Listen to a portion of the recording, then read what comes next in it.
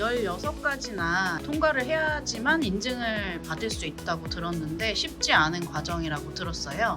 어떤 게 있었는지 한번 얘기해 주시겠어요? 이게 저희 운행안전 인증을 받은 인증서고요. 여기에 보면 다양한 심사 기준이 있습니다. 질량과 폭 제한, 그리고 겉보기 모양, 운행 속도, 그리고 동적 안정성, 비상정지, 운행구역 준수, 속도 제어, 그리고 장애물 감지, 알림음, 등화장치, 방수 성능, 물리적 보안, 횡단보도 통행, 관제장치, 통신장애 대응, 원격 조작 이렇게 16가지 항목이 있습니다. 그 중에서 그래도 좀 중요도가 좀 더 있거나 아니면 통과하기 어려운데 하게 됐다라던가 한 몇 개만 얘기해 주시겠어요? 결국에 운전면허 시험 같은 경우에도 안전하게 주변의 인프라, 우리 신호등과 같은 인프라 상황 안에서 안전하게 운전을 하게끔 하는 내용들이잖아요. 로봇도 마찬가지로 주행을 하는 동안에 충돌하지 않는 거, 안전과 관련된 게 가장 중요합니다. 그래서 로봇이 너무 무거워도 안 되고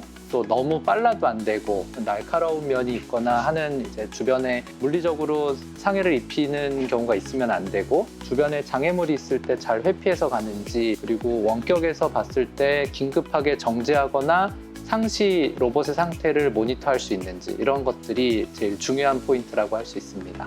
그동안에 운행을 많이 그래도 해봤으니까 그런 에피소드? 저희도 로봇을 만든 지 한 10년 정도 되는데요. 운행안전 인증이라는 걸 받기까지는 로봇이 얼마나 안전한지, 또 부딪혔을 때 손상을 입히지 않는지 이런 것들이 중요했습니다. 근데 이제 운행안전 인증을 받았다 하면요, 로봇은 자율주행을 하거나 또 원격에서 사람이 개입해서 운행을 할 때 굉장히 스스로는 안전하게 운행을 할 수 있다는 것을 보장하는 거거든요.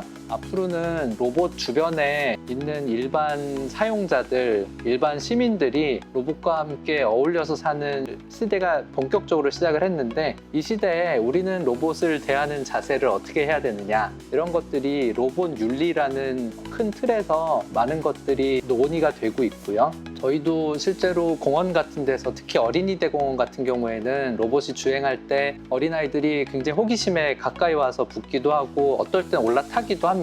이럴 때 로봇은 어린아이가 있어서 다칠 것 같으면 일단 정지를 무조건 하고요. 어린아이들이나 주변의 장애물이 완전히 사라졌을 때 다시 주행을 하는 이런 형태로 운행되고 있어요. 근데 어떤 경우에는 더 적극적으로 로봇을 망가뜨리는 경우도 사실은 있어 왔고, 이럴 때 사용자가 이걸 책임을 져야 되는지 아니면 그 어린아이 혹은 부모에게 구상을 또 해야 되는지, 여러 가지 아직까지는 사용면에서 문제들이 많이 있습니다.